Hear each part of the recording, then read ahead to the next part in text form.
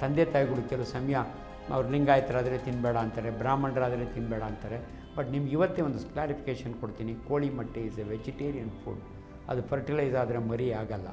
ಇಂಥ ಮೊಟ್ಟೆಯಲ್ಲಿ ಎಲ್ಲ ವಿಟಮಿನ್ಸು ಇರುತ್ತೆ. ದಯವಿಟ್ಟು ನಿಮಗೆ ವಿಟಮಿನ್ B12 ಸಿಗಬೇಕು ಅಂದರೆ ಕೋಳಿ ಮೊಟ್ಟೆ ಅಂದ ತಕ್ಷಣ ಅನೇಕ ಜನರು ಅಯ್ಯೋ ಆ ಹಳದಿ ಇರೋದ್ರಲ್ಲಿ ತುಂಬ ಕೊಲೆಸ್ಟ್ರಾಲ್ ಇರುತ್ತೆ ಅಂತ ಬಿಸಾಕಿ ಅಥವಾ ಮಕ್ಕಳಿಗೆ ಕೊಟ್ಟು ಬರೀ ಪಿಳಿ ತಿಂತಾರೆ.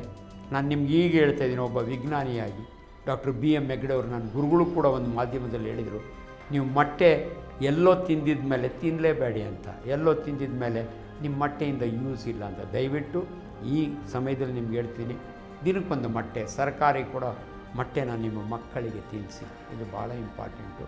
ಸೊ ಮಲಬದ್ಧತೆಗೆ ಮತ್ತೆ ವಾಪಸ್ ಬಂದು ಒಂದು ಮಾತು ಹೇಳ್ತೀನಿ, ನೀರು ಜಾಸ್ತಿ ಕುಡೀರಿ, ಸೊಪ್ಪು ತರಕಾರಿ ಜಾಸ್ತಿ ತಿನ್ನಿ.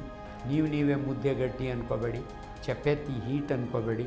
ಇವೆಲ್ಲವೂ ಕೂಡ ಫೈಬರ್ ಇರೋವಂಥ ಫುಡ್ಗಳು. ನಾನ್ ವೆಜಿಟೇರಿಯನ್ ಫುಡ್ ತಿನ್ನೋರು ಅದ್ರ ಜೊತೆಗೆ ಸಲಾಡ್ಸ್ ತಿನ್ನಿ. ಸೊ ಅಲ್ಟಿಮೇಟ್ಲಿ ನಿಮಗೆ ಸಿಂಪಲ್ ಟ್ರೂತ್, ಟೈಮ್ ಸರಿಯಾಗಿ ಊಟ ಮಾಡಿ, more fibre, more water. This is very very very